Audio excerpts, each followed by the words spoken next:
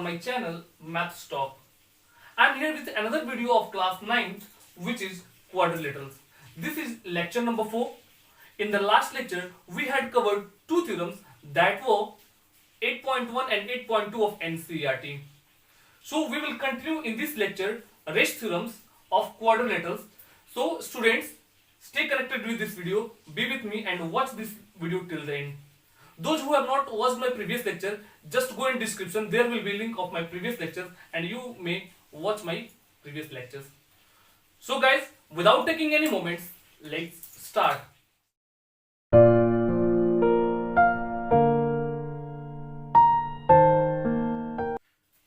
अब आइए देखते हैं थ्योरम 8.3। एनसीईआरटी का ये 8.3 थ्योरम है और मेरे लेक्चर के according this is theorem number 3। Clear? तो आइए पहले थ्योरम को देखते हैं। थ्योरम क्या है? थ्योरम ये है, if each pair of opposite sides of a quadrilateral is equal then it is a parallelogram. It means कि किसी क्वाड्रिलेटरल के अपोजिट पेयर्स अगर आपस में इक्वल हो तो वह एक पैरेललोग्राम होता है। तो आपने एक प्रॉपर्टीज पढ़ा है जो कि मैंने सेकंड लेक्चर में बताया था आपको कि पैरेललोग्राम जो होता है उसका प्रॉपर्टीज क्या होता है, उसके अपोजिट साइड्स इक्वल होते हैं और अपोजिट साइड्स पैरेलल होते हैं। अगर किसी क्वाड्रिलेटरल का अपोजिट साइड्स इक्वल मिल जाए तो भी वो पैरेललोग्राम बनेगा, या अपोजिट साइड्स पैरेलल मिल जाए तो भी वो पैरेललोग्राम बन जाएगा। ठीक है, तो कंडीशन क्या है यहाँ पे कि अगर इसमें बोल रहा है कि अपोजिट साइड्स इक्वल है तो हमें क्या प्रूफ करना होगा कि अपोजिट साइड्स पैरेलल अगर आ जाए तो वह एक पैरेललोग्राम बन जाएगा। ठीक है, तो आइए उसको देखते हैं। सबसे पहले हमने क्या किया, एक डायग्राम बनाया पैरेललोग्राम का।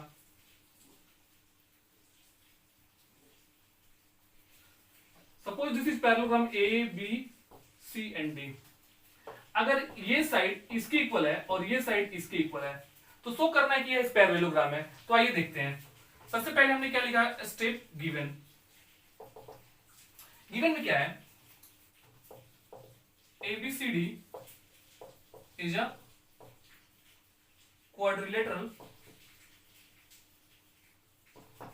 where AB is equal to DC and AD is equal to BC। Already है थ्योरम में AB DC की इक्वल है और AD BC की इक्वल है। हमें क्या प्रूव करना है? To prove ABCD is a parallelogram। ठीक है, अब आइए एक कंस्ट्रक्शन करते हैं। छोटा सा कंस्ट्रक्शन करना होगा हमें इसमें। कंस्ट्रक्शन क्या है, हमने क्या किया, एक डायगोनल ने AC को ज्वाइन किया। आप चाहे तो BD को भी ज्वाइन कर सकते हैं, लेकिन मैंने AC को ज्वाइन किया। अब AC को ज्वाइन किया तो देखिए क्या कंडीशन होता है। अब आप जैसे ही AC को ज्वाइन करते हैं तो यहाँ पे दो ट्रायंगल, एक ट्रायंगल ADC और एक ट्रायंगल ABC का फॉर्मेशन हो जाता है। ठीक है, अब आइए देखते हैं। हमने पहले लिख दिया ज्वाइन AC, हमने AC को ज्वाइन कर दिया। अब आइए प्रूफ में आते हैं। प्रूफ क्या है, since diagonal AC divides quadrilateral ABCD into two triangles, triangle ABC and triangle ADC respectively।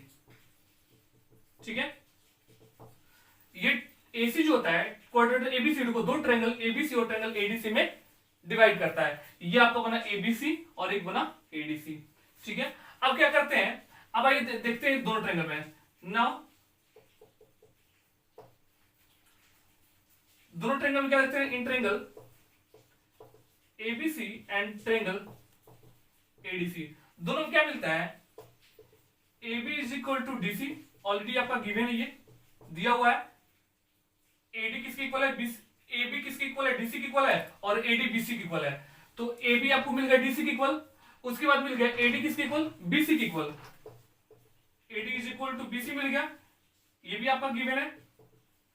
जबकि AC दोनों में क्या आ रहा है, कॉमन आ रहा है, and AC is equal to AC common. ठीक है, therefore triangle ABC is congruent to triangle ADC by side side side property से। जब ये दोनों ट्रायंगल आपस में कॉन्ग्रुएंट हो जाएंगे तो इसके करस्पॉन्डिंग पार्ट भी आपस में इक्वल हो जाएंगे, तो आपको ये वाला एंगल जो होगा इस वाले एंगल के इक्वल मिलेगा और ये वाला एंगल जो होगा इस वाले एंगल के इक्वल मिलेगा। ठीक है, therefore hence angle ACD is equal to angle, ये वाला angle ACD is equal to angle BAC, ये हो जाएगा। और angle ACB and angle ACB is equal to ये वाला एंगल ACB, ये वाला एंगल ये हो जाएगा DAC के इक्वल, एंगल DAC के किसे, by CPCT, corresponding part of congruent triangles.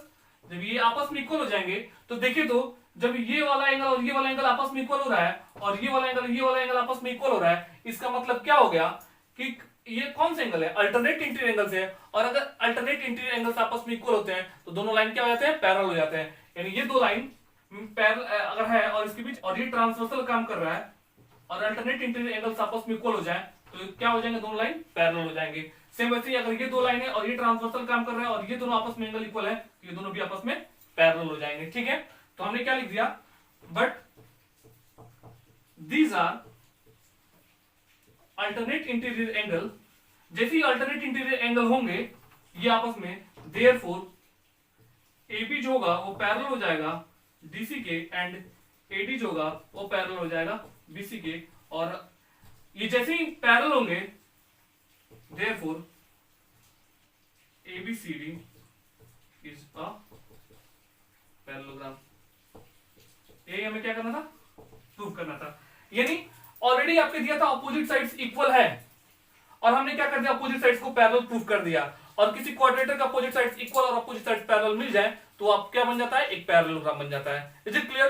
तो आपका इसका यूज क्या करना होगा कि अगर क्वेश्चन में दिया है कि आप किसी क्वाड्रेटर का अपोजिट साइड्स इक्वल है, यानी अपोजिट साइड क्या, दो पेयर अपोजिट साइड्स के होंगे, अगर दोनों पेयर अपोजिट साइड्स के इक्वल है तो पैरेललोग्राम बनेगा, या फिर अगर दोनों साइड अपोजिट साइड्स पैरेलल है तो भी वो पैरेललोग्राम बनेगा।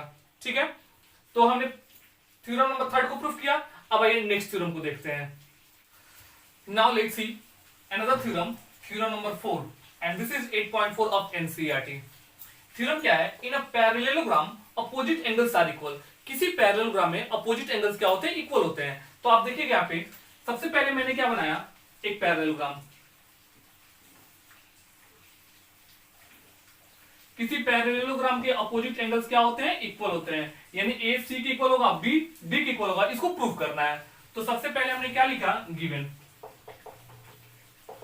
गिवन देखिएगा, तो ये पैरेललोग्राम है तो ये अपोजिट साइड क्या होंगे, इसके इक्वल होंगे। पहला कंडीशन होगा, हमने क्या लिखा, एबीसीडी इज अ पैरेललोग्राम। ठीक है, एबीसीडी क्या, एक पैरेललोग्राम है। इसके बाद हमें प्रूफ क्या करना है, to prove angle A is equal to angle C and angle B is equal to angle D. तो प्रूफ में आते हैं।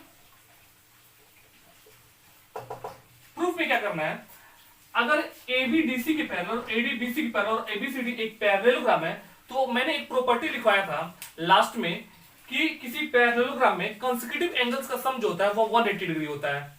ठीक है, आपको याद होगा कि किसी पैरेललोग्राम में कंसेक्यूटिव एंगल्स या एडजेसेंट एंगल्स का सम जो होता है 180 होता है। यानी एंगल ए और एंगल बी को ऐड करेंगे तो 180 होगा, एंगल बी और एंगल सी को ऐड करेंगे तो भी 180 होगा, सी और डी को ऐड करेंगे तो भी 180 होगा, या डी और ए को ऐड करेंगे तो भी 180 होगा। ठीक है, यानी दो कंसेक्यूटिव एंगल्स का सम क्या होता है, 180 होता है, अगर वो इंटीरियर है यानी पैरेललोग्राम है तब। ठीक है, तो हम वही प्रॉपर्टी यूज करते हैं, since ABCD is a parallelogram therefore angle A plus angle B जो होगा वो क्या हो जाएगा, 180 डिग्री हो जाएगा।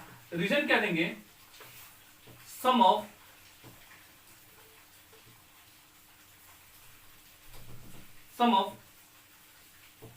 consecutive interior angles of a parallelogram is 180 degree. ठीक है, मैंने ये रीजन दे दिया कि sum of consecutive interior angles of parallelogram is 180 degree, यानी एंगल ए और एंगल बी हमने लिया, इसका सम क्या हो जाएगा 180 हो जाएगा।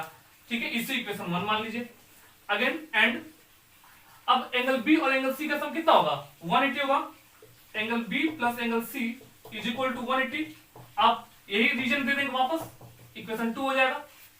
तो देख रहे हैं यहाँ पे एंगल ए प्लस बी 180 की इक्वल, एंगल बी प्लस सी 180 की इक्वल। फ्रॉम इक्वेशन 1 एंड 2 दोनों इक्वेशन से हमें क्या मिलता है, हमें मिलता है angle A plus angle B is equal to angle B plus angle सी।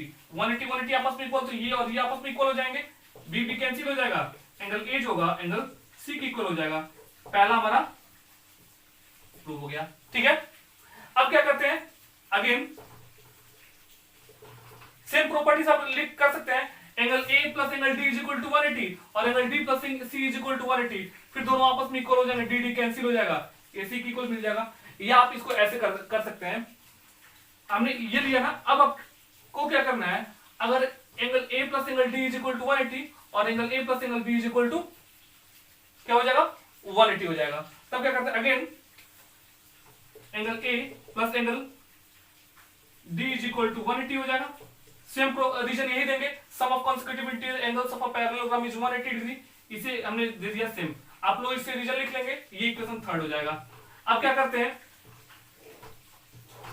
अब कंपेयर करते हैं इक्वेशन 1 और इक्वेशन 3 को, यानी इक्वेशन 1 यहां पे है, फ्रॉम इक्वेशन 1 एंड 3 दोनों इक्वेशन से क्या देखते हैं, जब 180 180 आपस में इक्वल, तो a प्लस बी और a प्लस डी भी आपस में क्या हो जाएंगे, इक्वल हो जाएंगे। Angle a plus angle b is equal to angle a plus angle d। अब एंगल a कैंसिल हो जाएगा, एंगल b जो होगा वो एंगल d की इक्वल हो जाएगा, और इसे क्या करना था, प्रूव करना था। यानी हमने दोनों कंडीशन में अपोजिट एंगल्स को क्या कर दिया, प्रूव कर दिया। यानी ये वाला एंगल इसके इक्वल मिल गया और ये वाला एंगल जो हुआ इसके इक्वल मिल गया। Is it clear? तो हमारा ये थ्योरम नंबर 4 भी क्लियर हो गया। अब आइए नेक्स्ट थ्योरम को देखते हैं। Now let's see another theorem. This is theorem number 5 and 8.5 of NCERT. Clear? Theorem क्या है? If in a quadrilateral each pair of opposite angles is equal then it is a parallelogram. अगर किसी quadrilateral में opposite angles आपस में equal हो, pair of opposite angles आपस में इक्वल हो, तो वह एक पैरेललोग्राम होता है। आइए इसको सॉल्व करते हैं। क्या होगा, सबसे पहले हमने एक क्वाड्रिलेटरल बनाया। एक्चुअली हमें प्रूफ पैरेललोग्राम करना है, तो थोड़ा सा हम डिजाइन पैरेललोग्राम का ही बनाते हैं, क्योंकि एट लास्ट में प्रूफ तो वही करना है। हमने क्या कर दिया, एबीसीडी एक पैरेललोग्राम बना दिया। इस तरीके से बनाया कि इसमें थ्योरम ऑलरेडी है, opposite angles, pair of opposite angles आपस में क्या है, इक्वल है। यानी हमने मान लिया एंगल ए सी की इक्वल और एंगल बी जो है एंगल डी की इक्वल है। ठीक है, तो सबसे पहले गिवन में आते हैं। In quadrilateral ABCD, quadrilateral ABCD हमने क्या देखा, एंगल ए जो है एंगल सी की इक्वल एंड एंगल बी जो है वो एंगल डी की इक्वल ऑलरेडी दिया हुआ है। प्रूफ क्या करना है, टू प्रूव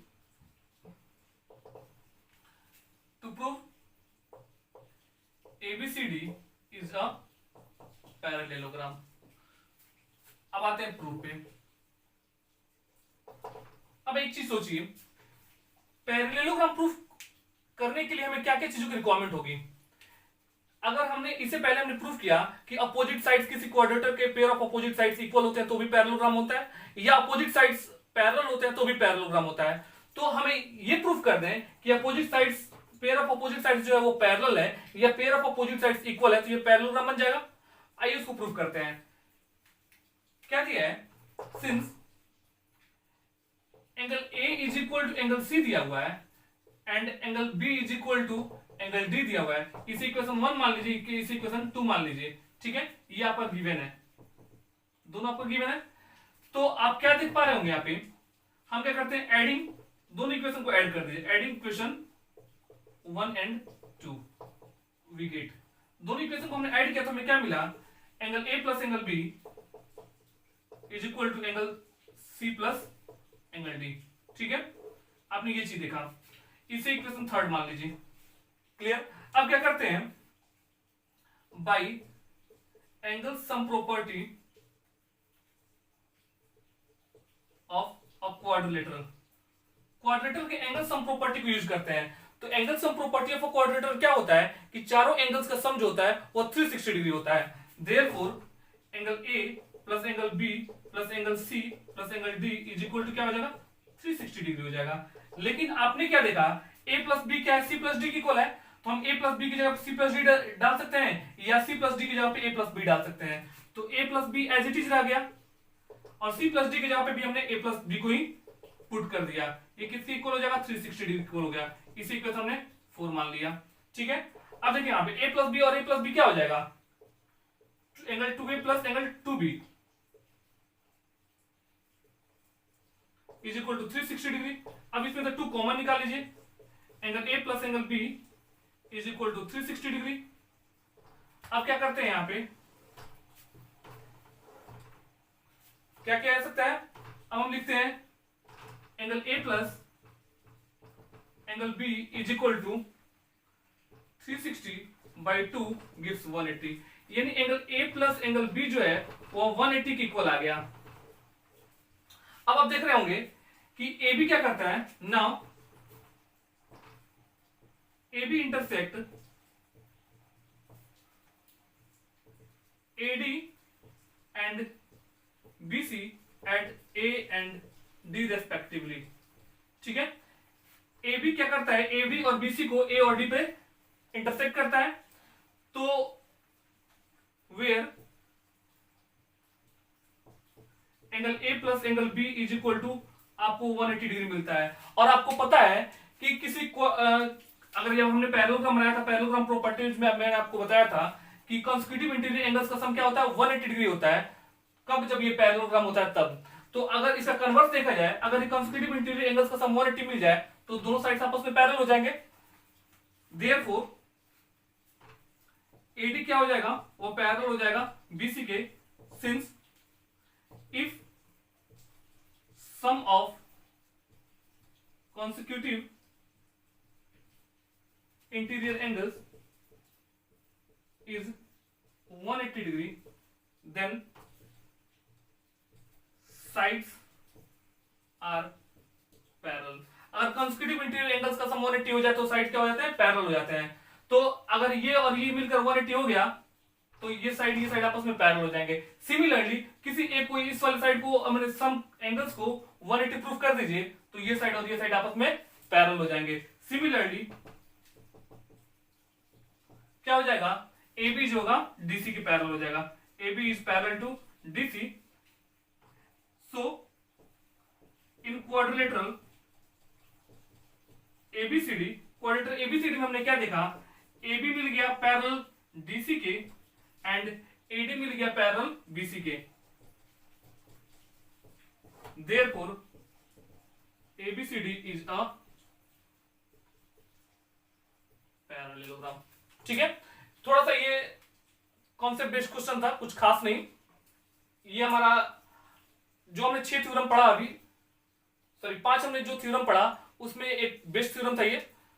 तो हमने इस लेक्चर में बस इतना ही थ्योरम को कवर किया।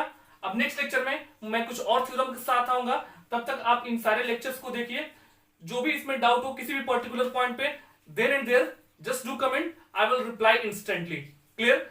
तो guys stay tuned with this video, be sincere and watch this video properly. So till that time, stay healthy and take care of yourself. Goodbye.